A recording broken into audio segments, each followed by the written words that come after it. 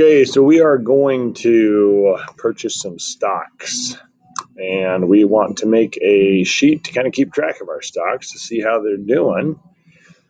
So we'll start with doing one stock for now and get our formula set, and then we can change it later on. So this is what we're going to kind of have it look like. We'll start with this sheet here, with just a regular blank sheet, and we want to end up having it look like this here.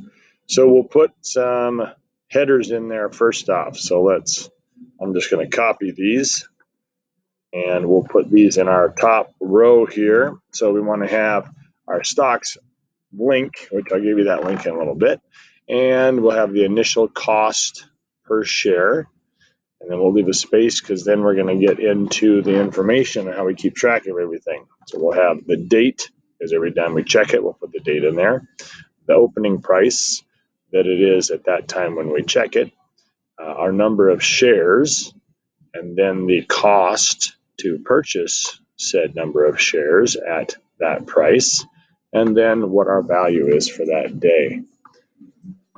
So on your sheet, column A, we'll go ahead and we'll drag that out so that it has room to put the name of the stock in there. So make it kind of big enough to put the stock in there, and we can always change that.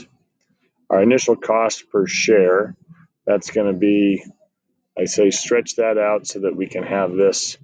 We'll put the initial cost per share, the text at size 12 font. And then have a break, a manual break after initial cost, and then per share, and then stretch that out so that fits with a size 12 and make it bold.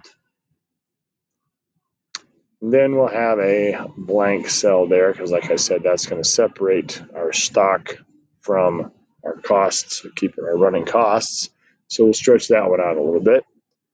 And all of our headers here, let's make them all size 12 font and bold. And then we'll go ahead and let's select all of these cells here. And we will put a border around all of the cells. So it keeps everything separated. And then let's go back to our first page. We can see information that we're going to collect from the stocks.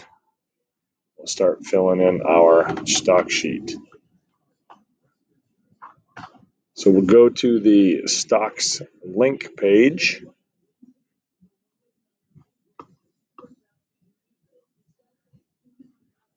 And we find a stock. Let's say we're going to do a stock. You think of something that you want to buy stock in. Think of something that you like. A lot of people are into shoes, so let's go to Nike. I go to N for Nike. I just scroll down and find the Nike. If it's not on the first page, then it'd be on the second page. And scroll down and find my Nike stock. There's Nike Incorporated. So we can click on that link and go to the Nike page. And here it gives all information. So Nike, we'll copy that, Nike Inc., and put that on our page. So our stock is Nike Inc. And then we go back to our stock to see how much it is. And it says that it is $131.12. So we'll purchase that, or put that price in, the initial cost per share, so we know what it starts at. And then for today's date, 5/4. And our opening price, well, it's the same as this one here, so we'll put that in there. And we're going to start with $500.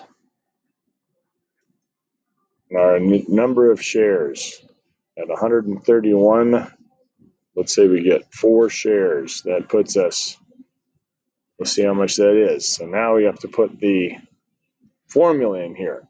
So if we're going to buy 4 shares at this price, then we would put a formula. So we do our sigma.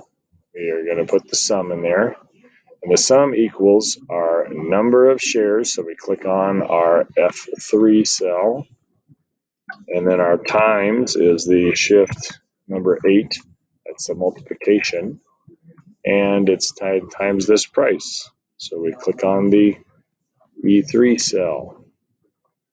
So that formula, I can see it here in my formula bar, is the sum of F3 times E3. So if those change, because that's a relative formula, then that will update automatically. So F3 times E3. And so I hit enter, locks me in. It says it's $524. That's too much. I only have $500 to spend, so I can only get 3 shares. So I changed that to 3, and now I'm under my $500. So that's good. And then the value, this is going to be what it's worth. So that won't change today. Tomorrow we'll put another formula in there on the next value so we can see as this thing increases or decreases how our money's doing. So that's our sheet we're going to set up for now, and we'll come back and add a formula to it tomorrow.